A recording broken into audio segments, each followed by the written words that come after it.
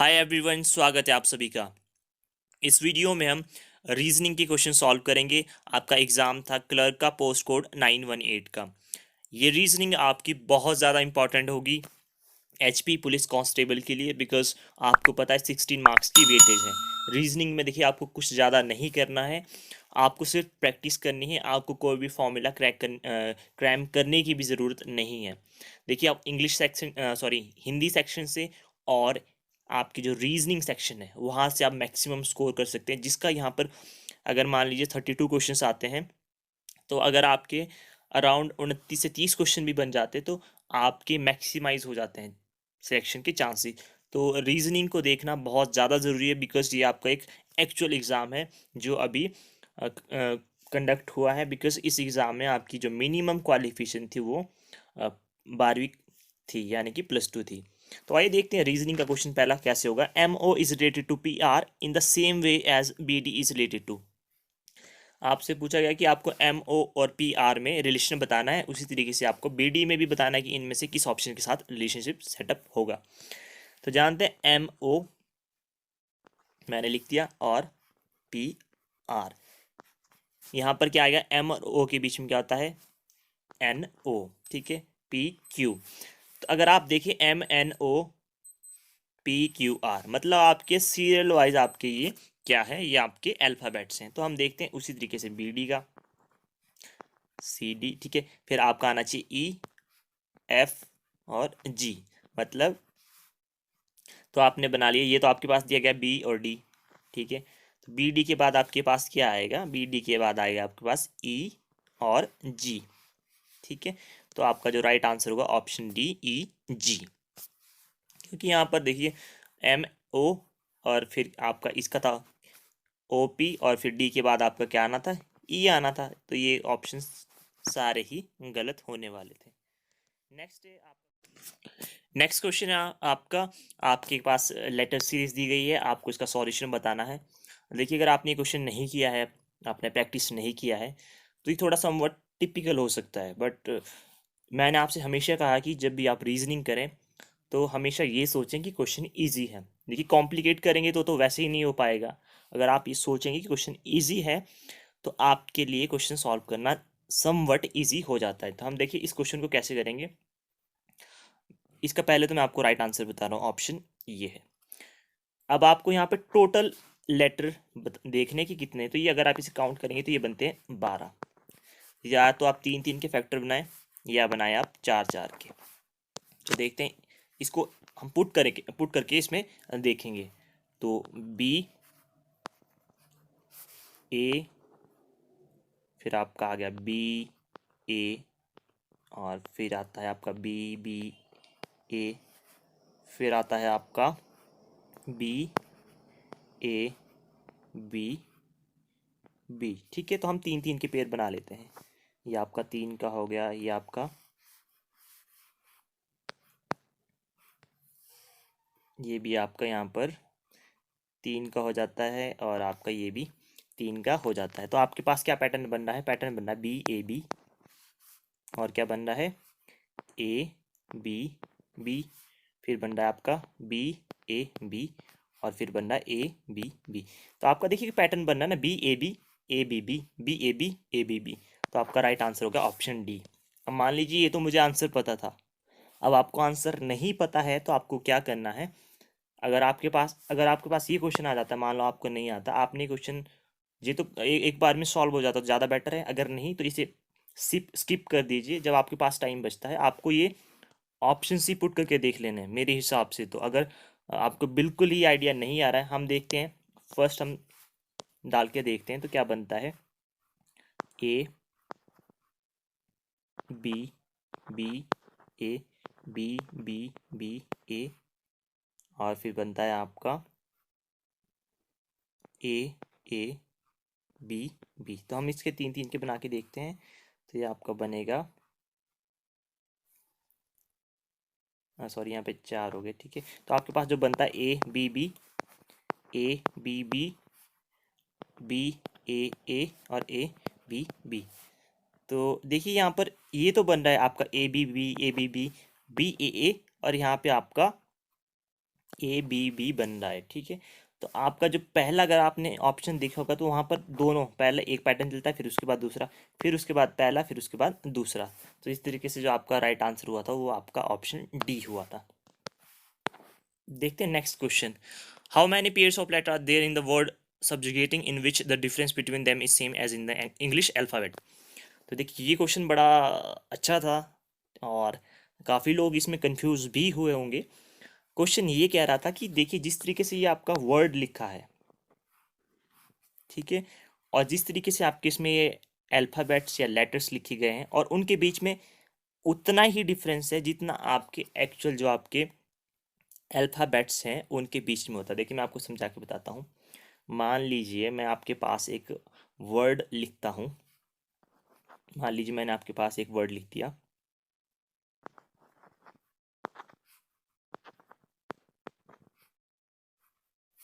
मैंने बोला कि आपको इसमें बताना है। तो अगर आप देखें कि कितने पेयर्स बन सकते हैं, यहाँ पे एक ही पेयर बन सकता है। क्यों? क्योंकि ए और सी के बीच में एक्चुअल डिफरेंस कितना, एक। और अगर आप एक्चुअल लेटर्स में देखें तो भी इसका डिफरेंस एक ही बनता है। एस और टी में कोई भी डिफरेंस नहीं है तो आपका ये पेयर नहीं बनेगा, तो यहाँ से आपका बनना था एक। अब इस क्वेश्चन को आप देखिए, सब जू गेटिंग, यहाँ पर ऐसा कोई भी पेयर अभी नहीं बन रहा है, सिर्फ एक पेयर बनता है। वो क्या बनता है, आई और जी के बीच में। देखिए अगर आप हम अपनी अल्फ़ाबेट की सीरीज से देखते हैं तो क्या होता है, GHI।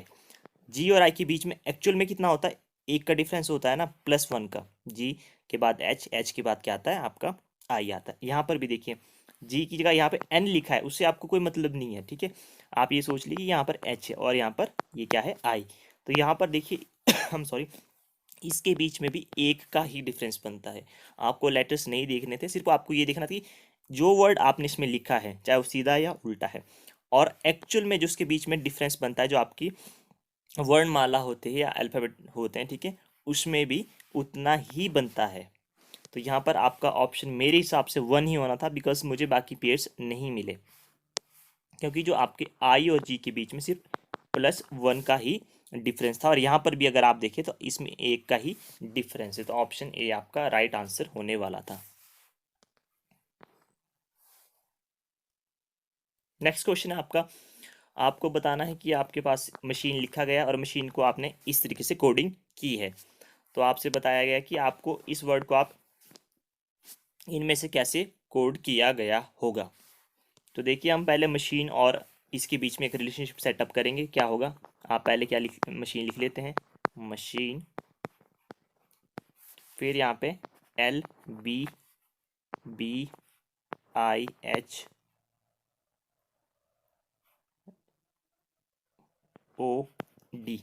अगर आप यहाँ ध्यान से देखें, अगर आप यहाँ से देखते हैं LM, मतलब आपने यहाँ से कितना का इंक्रीमेंट किया, एक बढ़ाया आपने यहाँ से। L के बाद क्या आता है, M।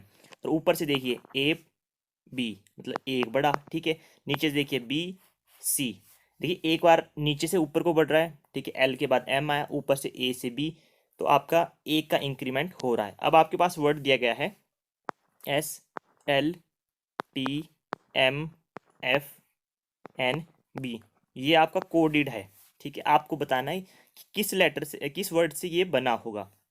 तो मैंने पहले बताया था कि नीचे से आपको इंक्रीमेंट करना है। तो आप एस से पहले क्या आता है, एस से पहले आता है आपका आर। जब आपने आर में एक का इंक्रीमेंट दिया तो कितना आया, एस। ऊपर से अब इंक्रीमेंट दीजिए नीचे को, एल से, एल के बाद क्या आता है, एम। फिर ऊपर को आपको इंक्रीमेंट देना है, तो टी के पहले क्या आता है, एस, ठीक है।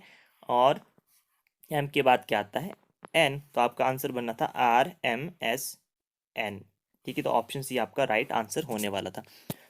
आप इसे देखिए, अपने अपने सोचने का तरीका है, ये आपका ऐसे भी हो सकता था। अगर आप ये सोचें, अगर SLTMFNB, ठीक है, कि आप एक बार एस में से एक घटा दीजिए, एस में से एक घटाया आपने, कितना आ गया, आर। और एक बार एल में आप एक जोड़ दीजिए, मतलब -1 +1 -1 +1। वो भी आपका एक सोचने का नज़रिया हो सकता है। तो आप रीजनिंग को काफ़ी तरीक़ों से कर सकते हैं। तो राइट आंसर था ऑप्शन सी।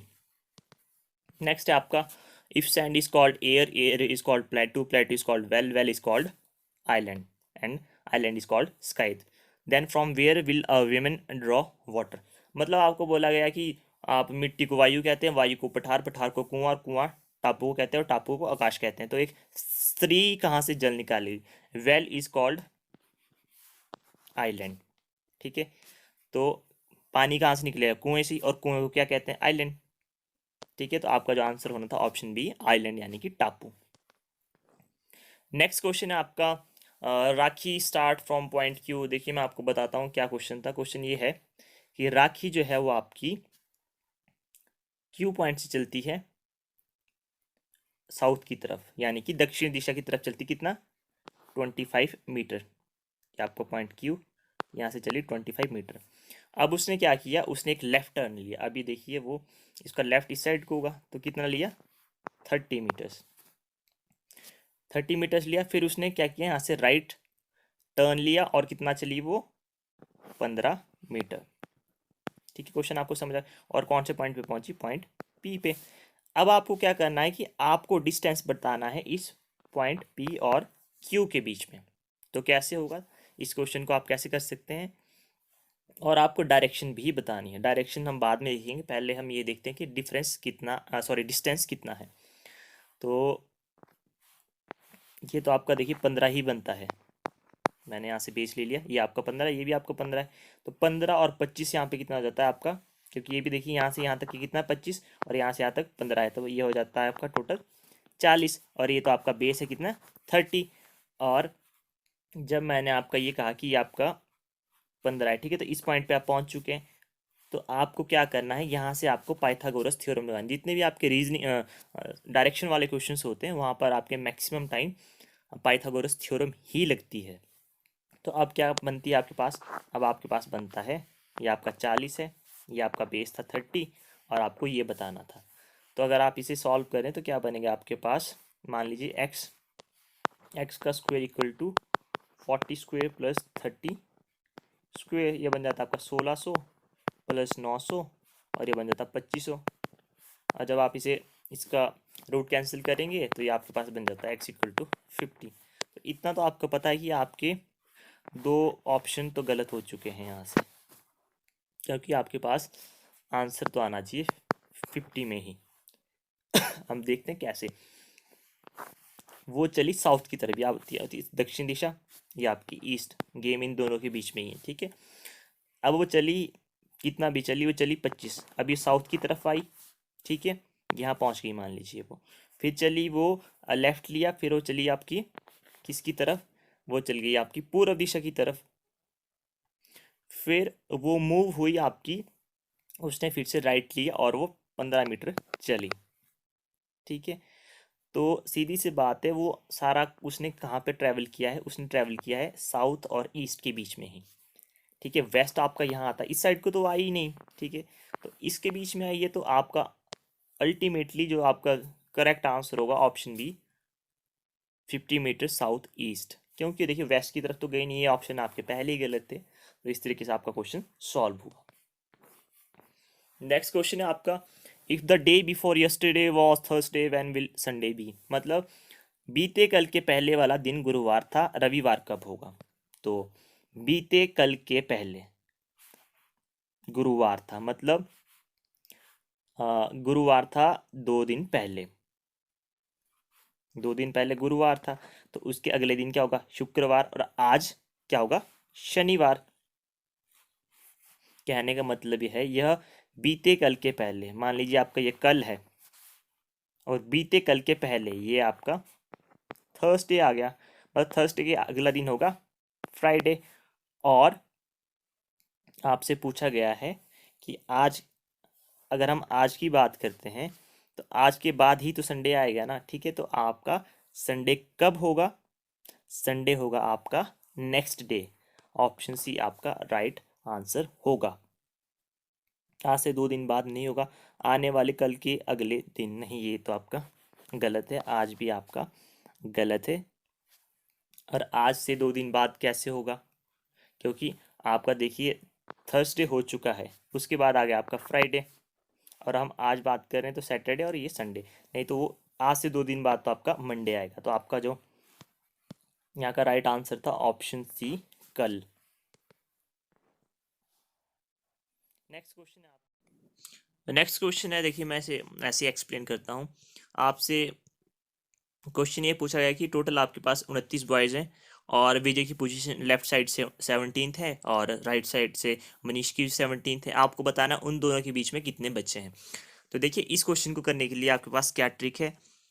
ट्रिक ये है, जब आपका ये पहले हम पोजीशंस की बात करते हैं। पोजीशन क्या है, विजय की क्या पोजीशन है, विजय की पोजीशन है 17th लेफ्ट से, मनीष की इतनी है राइट से 17, 17 17 कितने हुए 34। जब आपका टोटल जो आपके पास नंबर दिया है यहाँ पर टोटल कितना दिया गया 29, जो आपको पोजीशंस दी गई हैं दोनों लड़कों की, अगर वो टोटल नंबर से ज़्यादा है तो देखिए आपका जो 29 है वो 34 से क्या है, छोटा है। तो आपको कुछ नहीं करना है, आपको बड़े नंबर में से टोटल घटाना है जो आपका भी ये पोजीशंस आई थी, और उसमें से आपको -2 कर देना है। -2 क्यों करना है, क्योंकि जब आपने 34 लिया तो आपने उसमें विजय को भी काउंट किया है और आपके मनीष की पोजीशन को भी काउंट किया है, इसलिए हमने यहाँ से 2 रिमूव कर दिया। तो आपके जब ये कितना बनेगा 34 - 31, और ये कितना बन जाता है आपका, ये बन जाता ऑप्शन ए 3 आंसर। अब देखते हैं इसका रिवर्स। मान लीजिए जब आपका जो टोटल दिया है वो आपका बड़ा है किसी पोजीशंस के टोटल से, मान लीजिए यहाँ पर 8 8 होता कि विजय की जो पोजीशन है वो मान लीजिए, या 9 9 होता, 9 आपकी लेफ्ट से है और 9 ही आपकी राइट से, तो कितना बना था 9 और 9 18। तो आपको कुछ नहीं करना था, आपको 29 में से 18 घटाना था और उनके बीच के बच्चों का जो गैप था वो आपके पास आ जाना था। और देखिए कभी भी आपसे पूछा गया हो कि आपके पास टोटल कितने हैं या आपके लेफ्ट से कितनी पोजीशन है, राइट से पोजीशन, तो आपको कुछ नहीं करना है, आपको ये याद रखना है टोटल इक्वल टू L+R-1। इस तरीके से आपके ये क्वेश्चन सॉल्व होते हैं। होपफुली आपको ये क्वेश्चन समझ आया होगा। नेक्स्ट क्वेश्चन है आपका, which is different from rest. दोनों में से कौन सा अलग है। तो इसे आप कैसे कर सकते हैं, इसका जो राइट आंसर मैं आपको बताता हूँ B21। देखिए जो आपके नंबर से 11 31 41, ये ऐसे नंबर हैं जो सिर्फ खुद से भाग होते हैं, यानी कि 11 को 11 से, या फिर 1 से भाग होते हैं। ये होते हैं आपके हिंदी में क्या कहते हैं मुझे याद नहीं आ रहा है, बट देखिए खुद से ही भाग होने वाले नंबर हैं। तो सबसे बड़ी बात है यहाँ पर जो आपका 21 है, ये आपका 7 से भी भाग होता है और 3 से भी। जब ऐसे क्वेश्चन है आपके पास कि which is different from rest, एक तो आपको सम संख्या अभाज्य संख्या का पता होना है, क्योंकि वहीं से आपके क्वेश्चंस बनते हैं, और एक आपको जो स्क्वेयर्स होते हैं आपके और आपके जो क्यूब्स होते हैं उनके बारे में पता होना चाहिए, अदरवाइज आपके क्वेश्चन थोड़े से मुश्किल हो सकते हैं। बट सिंपल अप्रोच रखिए, क्वेश्चन नहीं फंसेगा आपसे। नेक्स्ट है आपका क्वेश्चन ये है कि जनवरी 1992 को आपका बुधवार था, और आपको बताना कि जनवरी 1 1993 को क्या दिन होगा। तो देखिए अगर हम बात करते हैं, जो जनवरी 1992 से और जनवरी 1993 के बीच में कितने दिन आते हैं आपके, साल होता है ना, साल के बाद ही तो बनेगा। तो आपके पास कम से कम 365 दिन बनते हैं। 365 को तो आप कंप्लीटली भाग नहीं कर सकते हैं, आप इसे भाग कर सकते हैं किससे, अगर आप इसे 7 से भाग दें, 7 पंजे 35, 7 दूनी 14, मतलब आपके पास टोटल 52 वीक्स होते हैं प्लस 1 डे, तभी तो 365, ये आपका 364 होगा ये आपका। तो आपके पास यहाँ बचता है 1 दिन, ठीक है। और जब बात करते हैं 1992 की, देखिए 1992 आपको 4 से भाग होता है, यानी कि ये लीप ईयर है, तो फरवरी में आपके दिन होंगे 28 की जगह 29, ठीक है। तो 1 दिन आपका यहाँ पे बढ़ा, ठीक है। तो आपके पास मैंने आपको एक बताया था जो आपका 52 हफ्ते प्लस 1 दिन वहाँ पे बढ़ा, और एक बढ़ा आपका किसमें, एक बढ़ा आपका लीप ईयर में, तो आपके पास बढ़ गए टोटल 2। तो देखिए जब आप इनका जनवरी 1992 और 1993 के बीच में जाएंगे, तो मान लीजिए हम वो मानते कि लीप ईयर अभी नहीं था और आपके पूरे पूरे हफ्ते बनने, तो आपका पैसे बनना था वेंसडे, पर मैंने आपको कहा कि आपके एक्स्ट्रा 2 दिन भी तो बन रहे हैं, तो आपका क्या बनेगा, वेंसडे, थर्सडे एंड फ्राइडे। तो आपके पास जो ऑप्शन होना है वो आपका ऑप्शन होना है ऑप्शन सी, फ्राइडे। क्योंकि आपको यहाँ पर जो ये दिन भी तो आपको इंक्लूड करना पड़ेगा, दिन भी आपको इंक्लूड करना पड़ेगा, क्योंकि उसके बीच में एक तो आपका लीप ईयर वाला दिन आएगा, जो फरवरी में आपके 29 दिन होते हैं, और आपको जनवरी फर्स्ट को भी बताना है कि कौन सा दिन है, तो वो भी तो आप काउंट करेंगे, तो आपके पास बनेगा एक और। तो आपका जो आंसर होना था वो होना था आपका फ्राइडे। होपफुली आपको ये वीडियो पसंद आई हो। देखिए सॉल्यूशन लंबे होते हैं, समझाना पड़ता है, और मेरे हिसाब से सिर्फ जब मैं इस डिटेल्ड सॉल्यूशन पे चल रहा हूँ तो सिर्फ आंसर करेक्ट करने से कुछ नहीं होगा, क्योंकि आप उससे कुछ भी नया नहीं सीख पाएंगे। वीडियो आपने देखा होगा कि मेरी वीडियोस हमेशा ही लंबी होती है, मैं स्ट्रेच करके करना नहीं चाहता, बट समझाते समझाते टाइम निकल जाता है। तो आप मेरे टेलीग्राम चैनल को भी ज्वाइन कर सकते हैं, लिंक आपका डिस्क्रिप्शन में है। मैंने वहाँ पे एचपी पुलिस कांस्टेबल का जो मैंने फर्स्ट फुल मॉक लिया था उसका पीडीएफ वहीं पर है, बाकी पीडीएफ भी आपको वहीं पर ही मिलेंगे। तो मिलते हैं आपसे नेक्स्ट वीडियो में। Till then have a good time, take care.